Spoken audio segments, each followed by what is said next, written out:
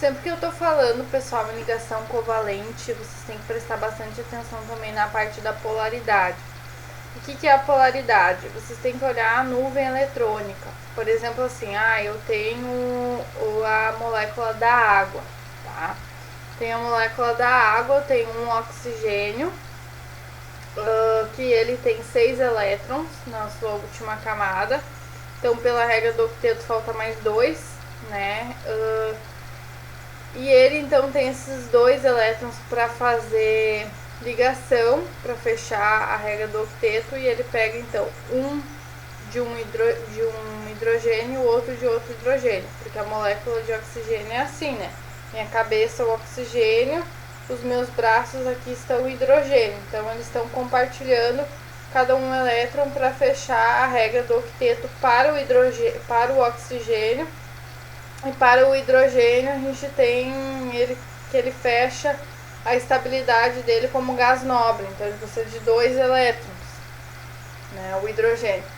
Então, a gente pode ver que a nuvem eletrônica ali ele é diferente, tá? Porque a primeira parte que a gente tem que olhar para saber se uma molécula é polar ou apolar, olhar os átomos ligados ao átomo central, se são iguais ou não, olhar a faixa de eletronegatividade e olhar também a soma dos vetores, se é polar ou apolar, tá? Aí a gente vai saber se a molécula é polar ou não, tá? A gente tem também a questão da geometria, que eu não vou cobrar tão fortemente, porque eu já cobrei em trabalhos, tá? Tá dentro desses 8 trabalhos que eu fiz. Vocês vão ver que tem alguma coisa ali de geometria. Se algum conteúdo aqui que eu não me aprofundei tão bem, por eu achar que não vai ser tão, como é que eu vou dizer assim, uns conteúdos eu me aprofundei mais que os outros. Vocês podem me questionar separado, né? Que eu posso mandar mais materiais para vocês, ou posso gravar um vídeo especial falando de algum outro conteúdo, tá? Vocês também podem tirar as dúvidas de vocês no chat.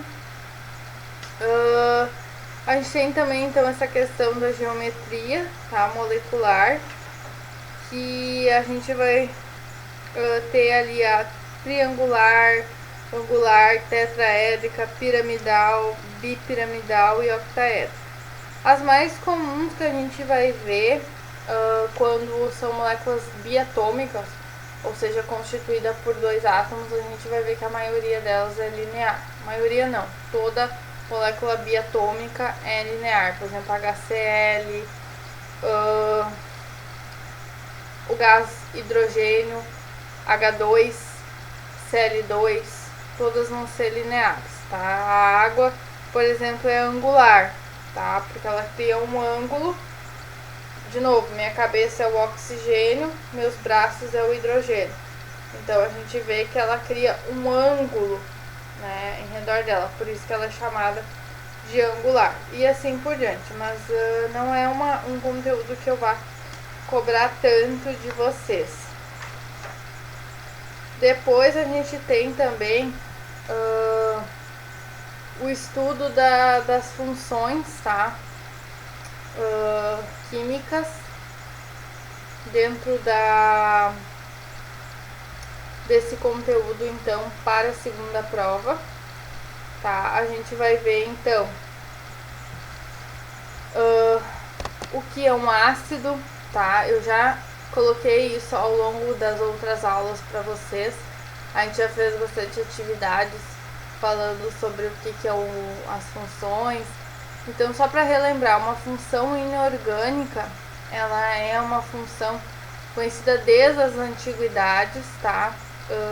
Eu estou no slide 10, só para quem quiser acompanhar. Desculpa, slide 8, para quem quiser acompanhar, que vai começar ali introduzindo as funções para vocês. Então, o vidro é uma função inorgânica, lembrando que inorgânico é tudo aquilo que não tem carbono, tá? Depois a gente vai ter uma função bem conhecida, se não a mais conhecida, que é os ácidos, tá? dentro da função inorgânica. Então, os ácidos eles são compostos covalentes que reagem com a água. O ácido sofre ionização, formando soluções que apresentam como único cátion o hidrônio H3O, o expoente mais 1, ou conforme o conceito original que permanece até hoje para fins didáticos, né, o cátion H+. Então, o ácido, sempre quando ele está na presença da água, ele sofre ionização. Já a base sofre dissociação, né? E a base libera o ânion, né? O hidróxido OH-1, tá? Falando também um pouco dos ácidos que são mais conhecidos, o ácido sulfúrico, o ácido clorídrico, ácido fluorídrico, ácido nítrico. Bases, a gente tem também hidróxido de sódio, hidróxido de cálcio, hidróxido de magnésio. Nos ácidos, a ligação de ácidos base, a gente também tem a parte ali da escala de pH, tá bem exemplificado ali na aula 8, tá? Slide da aula 8, slide 5, que fala bastante ali dessa escala de pH, tá? A gente tem, por exemplo, ali o sangue, fala várias coisas que a gente tem, suco gástrico, né? O nosso estômago é bem ácido, por isso ele digere, né? Ele tem que ter uma certa acidez para digerir os alimentos, para fazer essa corrosão. Mais uma vez a gente entrou agora um pouco em corrosão, que vai ser um conteúdo que a gente vai ver um pouco mais adiante. Então, a gente tem que ter um ambiente ácido para que os alimentos, quando cheguem no nosso estômago, sejam digeridos. O sangue a gente tem que é levemente básico, né? Alcalino. A gente tem um pH acima, ali um pouco acima de 7. Só para ficar claro para vocês, de 0 até 6 temos um pH ácido, de 7 temos um pH neutro e de 8 a 14 nós temos um pH básico, ou também chamado de alcalino, que daí entra outras soluções como água do mar, tá? É levemente alcalina, a soda cáustica é bem alcalina, detergentes também são alcalinos, e assim por diante. Depois a gente tem os sais, que são compostos que são capazes de se dissociar, né, em água, liberando íons, né? Por exemplo, aqueles eletrólitos que a gente repõe quando a gente soa, né? O nosso suor, ele tem bastante sal. Então, geralmente quando a gente toma uma solução eletrólita, que eles vendem hoje em dia, ou a gente toma até um soro caseiro, às vezes no verão, quando a gente faz muita atividade física, quem pratica, tu se sente um pouco fadigado ao final do dia, tu sente dor de cabeça e o teu corpo precisa desses sais. Então a gente faz uma solução ali de soro caseiro, né, que é sal e açúcar, ou tu compra um eletrólito ou um Gatorade, por exemplo, para repor um pouco isso, né? A gente tem essa questão dos sais, não só para temperar nossa comida, mas o sal também é importante para repor, né, esses eletrólitos dentro do músculo. Então, essa reação dos sais a gente também tem dentro do nosso próprio organismo, tá? Depois a gente tem também os óxidos, que são compostos binários formados por dois elementos químicos. Óxido já diz o nome, na qual o oxigênio sempre é o elemento mais eletronegativo e ele sempre vai ter que estar presente. A gente tem o óxido de cálcio, óxido de magnésio, dióxido de carbono, peróxido de hidrogênio, né, água oxigenada, né, tá presente em várias dicas. Aí ali no slide 8 da aula 8, estou ainda na aula 8, nós temos um resumo do que é o ácido, o que é a base, o que é o sal, o que é o óxido, tá? A questão ali da nomenclatura, eu também já postei para vocês, tá bem claro isso. Talvez eu cobre alguma coisa na prova, mas é importante vocês saberem essa questão da nomenclatura, das ligações, tá? Também tem que estar bem claro para vocês. Aí depois, ainda no slide 9, ele traz ainda uma questão das reações químicas, tá? Uma reação química é uma transformação da matéria na qual ocorrem mudanças tanto qualitativas na composição de uma ou mais substâncias reagentes, resultando em produtos, e geralmente as reações químicas são mais presentes no nosso cotidiano do que a gente imagina. Já falei aqui da digestão, a química da digestão, essa questão da reposição de sal, né? Isso tudo acontece, coisas que a gente não vê na química, por isso que a química é um conteúdo tão difícil, mas que estão presentes no nosso dia a dia.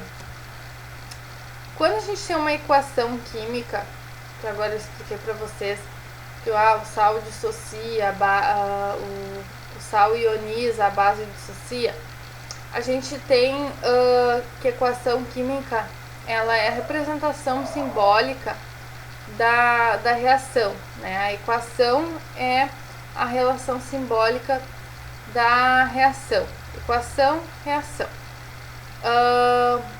Em uma equação química, as substâncias que reagem são chamadas de reagentes. Elas estão antes da seta, são os primeiros membros reagentes. Os segundos membros estão após a seta, tá?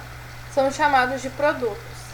Isso também eu já coloquei vídeos para vocês ao longo das aulas, então dê uma olhada nesses vídeos que eu achei na internet, estão bem claros falando de cada uma das reações químicas.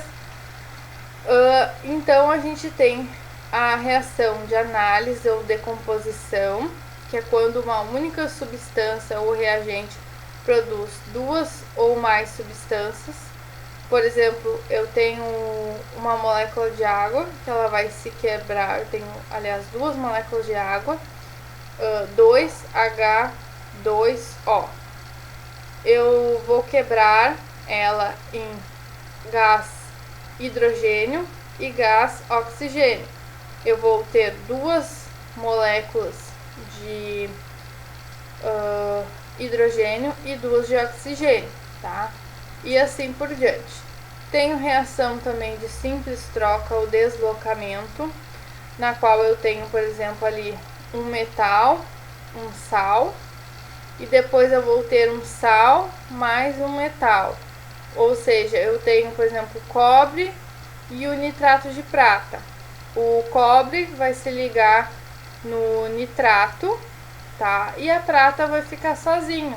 Então essa é uma relação de simples troca ou deslocamento, apenas uma troca ali na equação química. A gente também vai ter a reação de síntese ou adição, que eu tenho, por exemplo, o óxido de cálcio e a água, né? O óxido de cálcio e a água reagem, depois a flechinha, o que nós vamos ter? O hidróxido de cálcio, tá? Eu tenho duas substâncias diferentes que quando fazem uma reação se ligam e formam uma única outra substância, tá? Diferente ali do deslocamento, tá? Essa eu tenho uma formação de uma única substância. Depois eu tenho a dupla troca, que tá dando como exemplo, eu tenho o cloreto de sódio e o nitrato de prata. O que vira essa junção dos dois? Vai ter uma dupla troca. Eu vou ter o cloreto de prata, ou seja, o cloro vai se desprender do sódio e vai se ligar com a prata, e o sódio vai se ligar com a prata, tá? Então por isso que nós temos uma dupla troca. A dupla troca nada mais é, pense assim, na nossa sociedade. Temos dois casais, tá? João e Maria, Francisco e Joana. E eles vão trocar entre si, né? Eles vão, por exemplo, o João e a Maria, a Joana e o Francisco. A Joana vai vir com o João e a Maria vai vir com o Francisco. Isso nada mais é que a dupla troca para simplificar para vocês, tá certo?